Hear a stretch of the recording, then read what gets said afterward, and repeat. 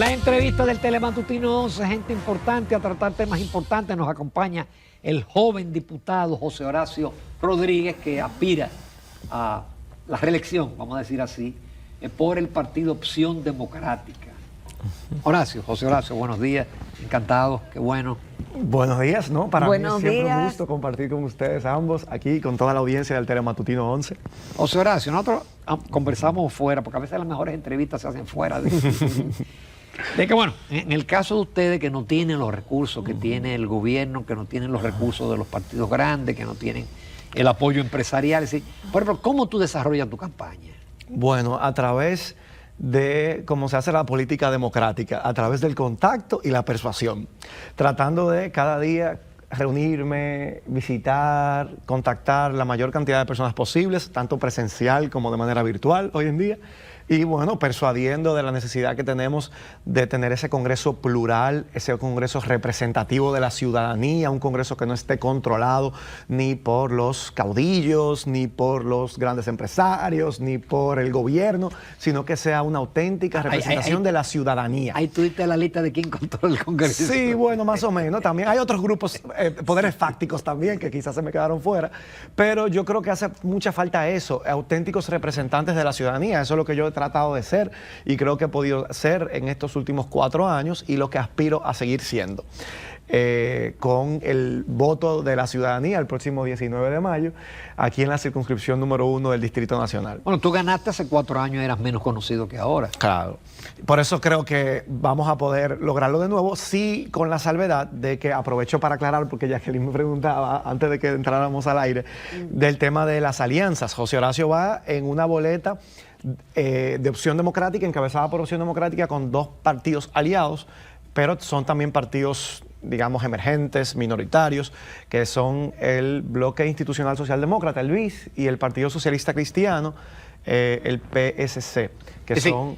¿Tu rostro va a aparecer en qué números? En la casilla 29, que es la nuestra, y además va a aparecer en la casilla 9 y en la casilla 30, que son los partidos aliados, el BIS y el Partido Socialista Cristiano. ¿Qué significa eso? Que al no ir aliado a partidos grandes o mayoritarios, requiere, José Horacio, más votos para ganar que lo que quizá pueden necesitar los candidatos de los partidos mayoritarios. Es un gran desafío. Aunque el método de Hunt ayuda en eso.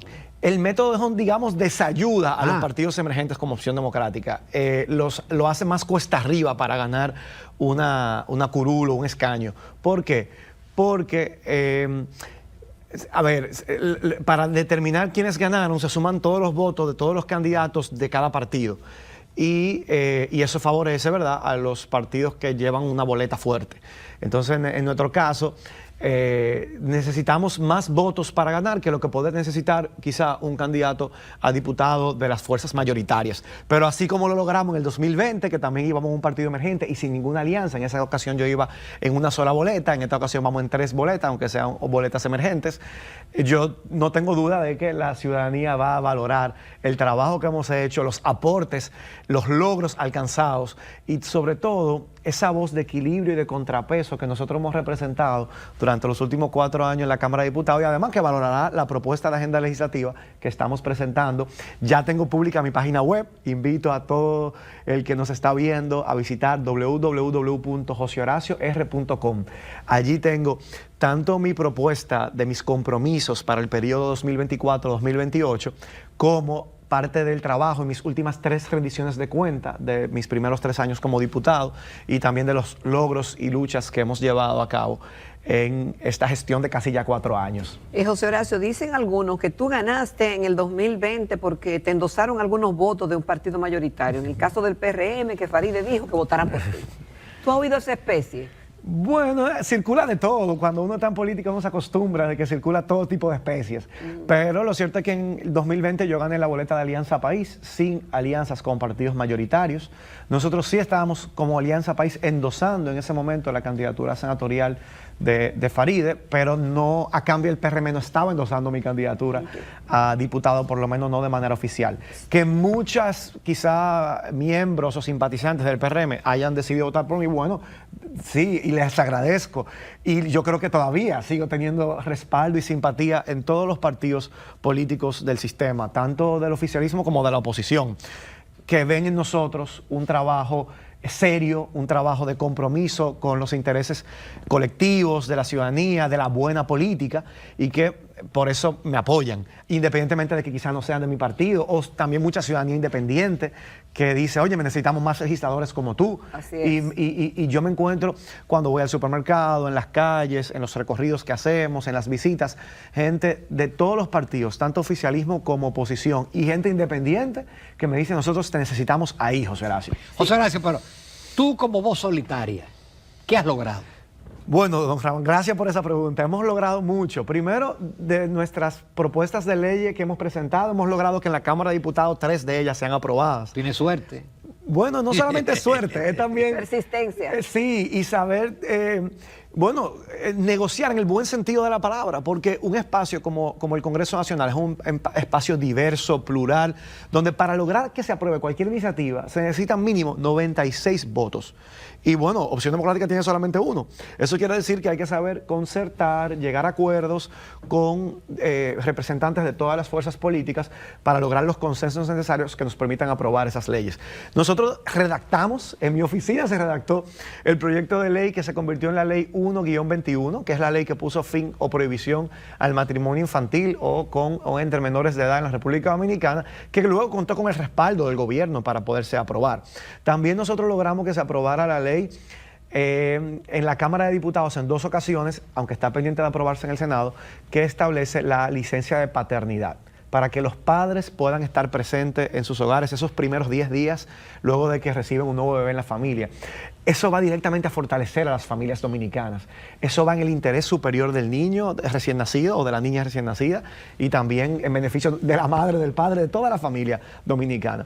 Y en tercer lugar, aquí en el sector de La Esperilla, porque nosotros estamos aquí en La Esperilla, los estudios de Telesistema, hemos logrado que la calle Primera lleve el nombre de la doctora Acela Morel, una destacada luchadora antitrujillista, forjadora de la democracia dominicana, estuvo presa en la cárcel de la 40, fue torturada junto a las hermanas Mirabal, una de las primeras mujeres ginecólogas del país, médico ginecóloga, y es un honor póstumo, un reconocimiento póstumo a ese legado de lucha histórica con la democracia dominicana, y la antigua calle Primera del sector La Esperilla, por ley, lleva el nombre de la doctora Acela Morel, y también fue una ley que nosotros impulsamos y que retomamos, que había sido sometida la primera vez por el exdiputado Fidelio Despradel, y pero que la depositó, y en el Congreso anterior ni siquiera nunca se puso en agenda. Nosotros logramos, bueno, no solamente que se ponga en agenda, sino que reciba el informe favorable de la Comisión de Asuntos Municipales, que luego fuera en agenda con el informe por fuera puesto en agenda y que sea aprobado.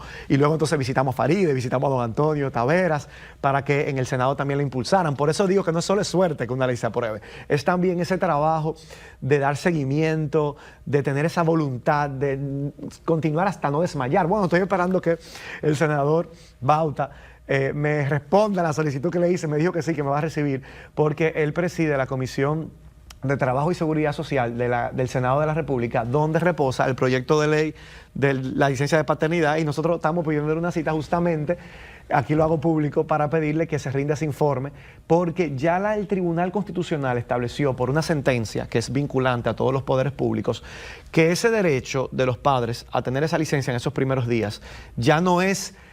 Ya es un mandato constitucional, porque dice que va asociado y garantiza el derecho de familia, el derecho de la protección de la primera infancia, el interés superior del niño y la niña, y también el derecho a la igualdad, entre otros derechos fundamentales consagrados en la Constitución, que ese reconocimiento de esa licencia garantiza. José Horacio, tú tiraste una bomba muy a tono con lo que debería ser la realidad nuestra.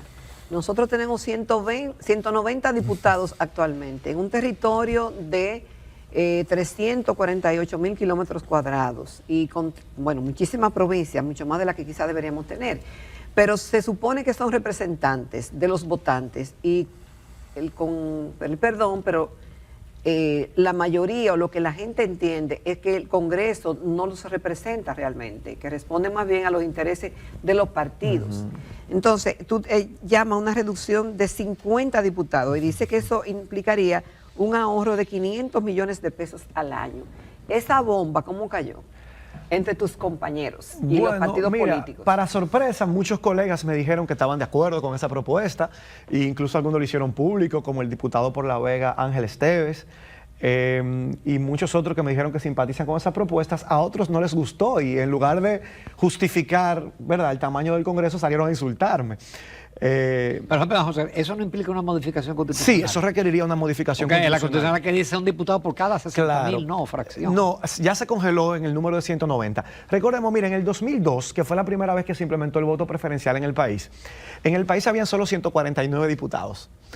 4 años después, en el 2006... 149 con la dinámica de elección, ¿bajo qué criterio? Fue cuando se estrenó el voto preferencial. Está bien, pero ¿cada cuánto habitantes un diputado? Sí, el criterio era un diputado por cada 50.000 habitantes. En el 2006, con ese mismo criterio, aumentó de 149 a 178.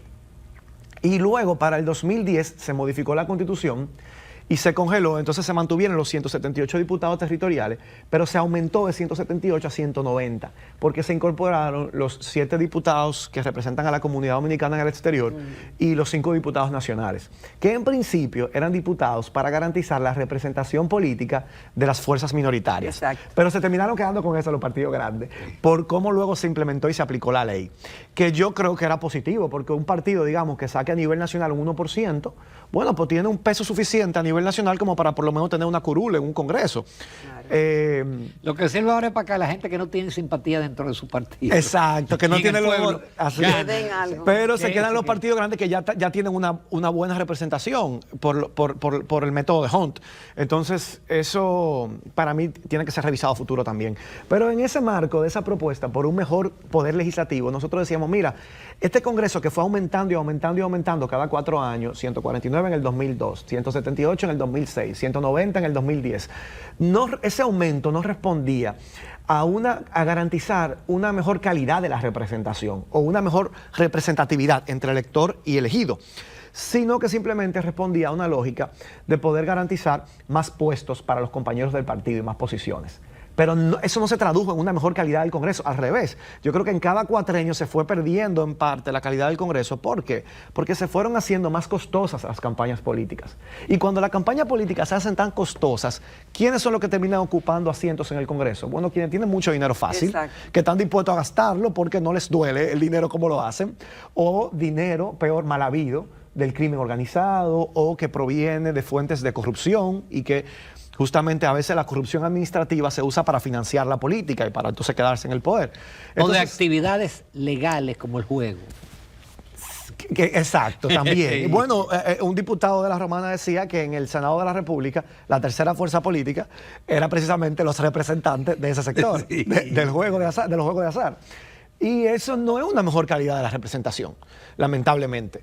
Y por eso nosotros decimos, ¿cómo podemos tener un mejor Congreso? Bueno, eso pasa por varias medidas. Vamos a eliminar algunos de esos privilegios que son irritantes para la ciudadanía. En esa propuesta en la que hablo de reducir el tamaño del Congreso, llevarlo a 140 diputados, también hablo de eliminar algunos de esos privilegios, como por ejemplo las exoneraciones de vehículos. ¿Por qué un legislador puede traer un Lamborghini al país sin pagar impuestos?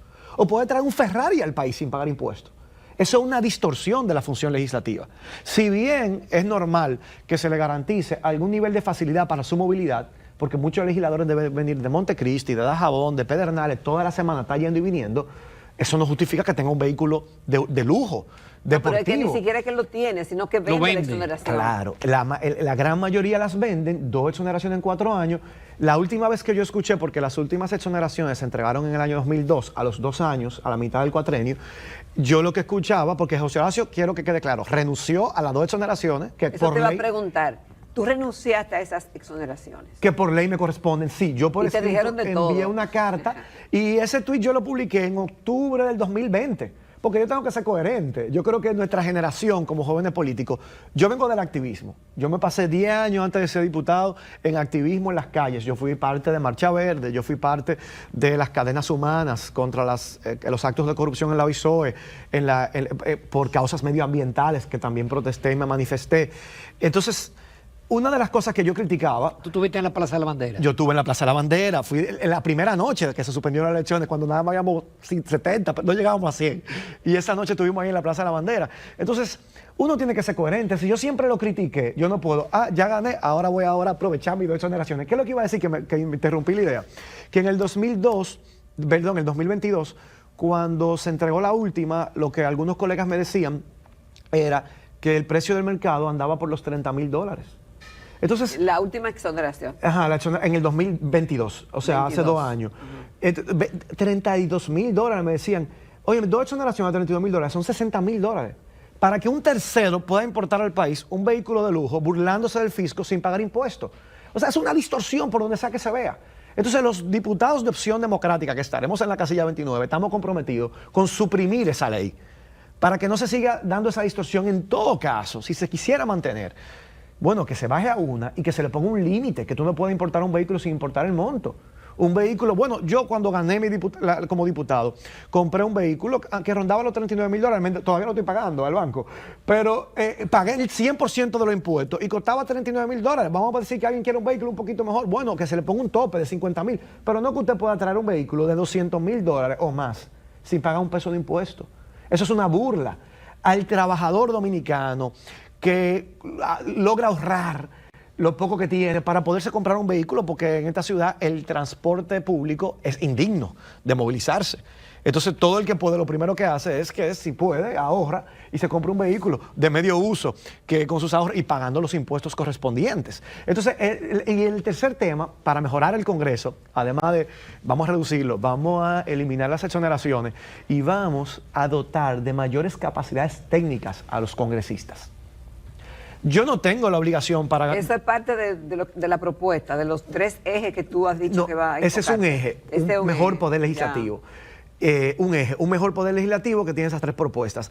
Señores, yo no cuento quizá con un apoyo de un economista que me permita poder, y yo soy abogado, manejar el contenido del presupuesto general del Estado o el tema de algunos contratos y préstamos. Entonces, ¿cómo yo puedo hacer un buen trabajo de representar a la ciudadanía tomando decisiones tan importantes para el país sin el apoyo técnico con temas que no domino? Claro, me puedo auxiliar de amigos economistas, pero que un legislador de la República no debe esperar que un amigo le haga el favor de estudiarle un presupuesto y darle una opinión. Debe tener las capacidades técnicas para poder hacer ese trabajo, sobre todo si perteneciera, por ejemplo, a la Comisión de Hacienda, que es la que estudia el presupuesto. Yo soy miembro de la Comisión de Medio Ambiente y vamos a estudiar la ley de agua, pero yo no soy técnico en materia. Yo tengo una visión política de que el acceso al agua es un derecho humano y que debe mantenerse como un bien público. Y esa es mi visión política, para eso me eligieron. Y que cualquier ley debe garantizar el privilegio del acceso y el consumo humano como prioritario frente a cualquier otro uso. Y me opongo al intento de privatización del agua. Ahora, esa es mi posición política y por eso quiero, por ejemplo, que me elijan, que cuando se vaya a discutir la ley del agua, se va a mantener como un bien de dominio público. Pero hay muchos aspectos técnicos para la gestión del agua que yo no domino. Entonces, a ciegas voy a votar sobre una decisión. El Congreso debería facilitar esas capacidades técnicas a los legisladores, como lo tiene el Ejecutivo. El Ejecutivo tiene, por ejemplo, el presidente puede no ser abogado, pero tiene una consultoría jurídica equipada con los mejores abogados del país para apoyarle a cualquier proyecto de ley, si lo va a observar para devolvérselo al Congreso, lo va a promulgar porque conviene o no conviene. Tiene un cuerpo de abogados que le asisten en ese trabajo. Y quien hacemos la ley, ¿no? José Horacio, una pausa comercial con tu permiso. Excelente. Amable televidente. Volvemos en pocos minutos. El licenciado José Horacio Rodríguez, actual diputado al Congreso Nacional y aspira a serlo por la circunscripción número 1 del Distrito Nacional del Partido Opción Democrática, es nuestro invitado esta mañana en el programa. Y obvio que estamos hablando de lo que él ha hecho, de cómo ve la política y de lo que él piensa hacer en caso de ser escogido nuevamente como representante de votantes, de muchos votantes, en el próximo 19 de mayo. Yo he visto, José Horacio, que tú hablas de 3 ejes en los que se fundamentan tus propuestas. Ya esbozaste una de ellas, el fortalecimiento en el Congreso, la dotación de tecnología y demás. Pero ¿cuáles son los otros ejes? Gracias. Los otros 2 son, 1, continuar con la agenda legislativa en curso, donde tengo algunos proyectos que ya están encaminados y que todavía no se han convertido en ley, como la ley de teatro, como la ley que establece sanciones a los funcionarios públicos que no realicen su declaración jurada de bienes al salir del cargo, porque ahí hay un vacío que tiene la ley que no establece ningún tipo de sanción. Hay la obligatoriedad cuando se sale del cargo a los 30 días de presentar su declaración jurada y luego no hay ninguna sanción para quien no la presente. Entonces ahí nosotros tenemos un proyecto de ley que ha perimido y nosotros lo vamos a reintroducir ahora. Uno de los temas que yo he impulsado en estos años, también continuarlo, que es que el gobierno no puede seguir cobrando impuestos sobre los ingresos de personas que no ganan ni siquiera suficiente para cubrir una canasta básica. El tema del ajuste por inflación a la escala de ingresos grabada con impuestos sobre la renta, que ha sido una lucha que yo he llevado en los últimos 2 años, porque cuando se somete el presupuesto general del Estado de cada año, por ejemplo, a finales del 2023, se somete el presupuesto del Estado para el 2024. El gobierno en los últimos 4 años ha incluido un párrafo para que no se aplique el ajuste por inflación, es decir, mantener congelado el monto exento y el monto a partir del cual se inicia el pago del impuesto sobre la renta a las personas físicas. Eso ha hecho que personas que tienen salarios reales menores tengan que tributar más. La última vez que se aplicó el ajuste por inflación fue hace 8 años. Y hace 8 años el costo de la canasta básica era 28,000 pesos. Hoy en día el costo de la canasta básica está en 45,000 pesos mensuales, casi ya. Y el monto exento del pago del impuesto sobre la renta es 34,000 pesos desde hace 8 años. Quiere decir que hace 8 años uno comenzaba a pagar impuestos sobre la renta después de cubrir el 100% de la canasta básica y de tener aunque sea 6,000 pesos de gasto de rejuego. Y a partir de ahí uno comenzaba a pagar el impuesto sobre la renta. Hoy en día usted no gana... Usted está ganando 10,000 pesos por debajo de cubrir una canasta básica y ya usted está teniendo que pagar el impuesto sobre la renta. Eso es para mí una injusticia enorme. Yo he promovido en los últimos 2 años la eliminación de ese párrafo en el presupuesto para que se tenga que aplicar el ajuste por inflación. Me han apoyado muchos colegas, casi todos los de la oposición, porque los de la oposición tienen la independencia frente al gobierno de poder tomar una medida que convenga a la ciudadanía. Pero el oficialismo tiene mayoría y ha impedido que se aplique este ajuste por inflación. Uno de mis proyectos de ley para este nuevo periodo, en continuación con ese ejercicio, es que por ley esté ajustado el monto exento al valor que calcule la canasta básica familiar del Banco Central. Si la canasta familiar aumenta, ese monto exento aumenta. Y tengo un compromiso, el tercer eje, Jacqueline, ya, ese es el primer, el de continuar con la agenda legislativa en curso. Las reformas estructurales para un mejor Congreso, más eficiente, más productivo. Y en tercer eje es el compromiso con una nueva agenda legislativa que va encaminada a dotar al país del marco legal pendiente a partir de la Constitución del 2010, que hace 14 años que se promulgó, y que establecía una serie de leyes que tenían que crearse o adecuarse a la nueva Constitución y que al día de hoy todavía no se ha dado. Y ahí yo elegí 6 leyes primordiales. Una que es la de fiscalización y control político del Congreso Nacional, para que el Congreso cuente con las herramientas para hacer ese rol de fiscalizador. La Constitución manda que haya una ley que lo regule, por ejemplo, el ejercicio de los juicios políticos, las citaciones o interpelaciones a los funcionarios públicos, y nada de eso está regulado por ley. En segundo lugar, también la ley de mecanismos de participación ciudadana y de control social. La ley de participación ciudadana y mecanismos de control social, que establece, por ejemplo, cómo por la Constitución establece que por ley la ciudadanía podrá hacer peticiones a los funcionarios públicos. Los funcionarios públicos están obligados a responder esas peticiones. El tema de la participación en los referendos para que puedan ser consultadas la ciudadanía de temas específicos de interés nacional, y todos esos mecanismos de participación ciudadana también deben estar regulados por ley y no existe ninguna ley que los regule. La ley de indultos. La Constitución establece que el presidente podrá conceder indultos 27 de febrero, 16 de agosto y 23 de diciembre según lo que establezca la ley. No hay ninguna ley que establezca un marco regulatorio para el indulto presidencial. Y así hay toda una serie de leyes, como por ejemplo la ley de cambio climático, que también es una de esas leyes que deben adaptarse al marco constitucional y que están pendientes de hace 14 años de ser aprobadas. Entonces mi compromiso es trabajar para dotar al país de esas leyes pendientes para que nos adecuemos a un marco constitucional que se creó hace 14 años y que todavía el Congreso tiene una deuda con el país para darle todo ese marco legislativo. Mi compromiso al final del día es trabajar trabajar a tiempo completo, como lo he hecho estos 4 años, revisando cada proyecto de ley, estudiándolo, haciendo propuestas de mejora y cuando encuentre algo que perjudique a la ciudadanía, denunciándolo, como lo he hecho hasta ahora, para que la ciudadanía se pueda enterar, incluso los medios de comunicación se puedan hacer eco de lo que pasa dentro del Congreso, que a veces se hace de espaldas a la ciudadanía, y mi compromiso es tener un Congreso que actúe y trabaje de frente y de cara a la ciudadanía de manera transparente y comprometida con construir un mejor país para que los dominicanos vivamos mejor. Muchas gracias. Gracias. Faltó tiempo, me hubiera gustado meterte en el tema haitiano, pero va a haber oportunidad de aquí a mayo. Espero que sí, que haya otra oportunidad. Nos vamos a comerciales, vamos a conversar con la licenciada Laura de Moya. Ella es coordinadora de difusión y promoción de la Constitución Dominicana del Tribunal Constitucional. Vamos a ver una actividad importante que ellos van a desarrollar. Volvemos en pocos minutos.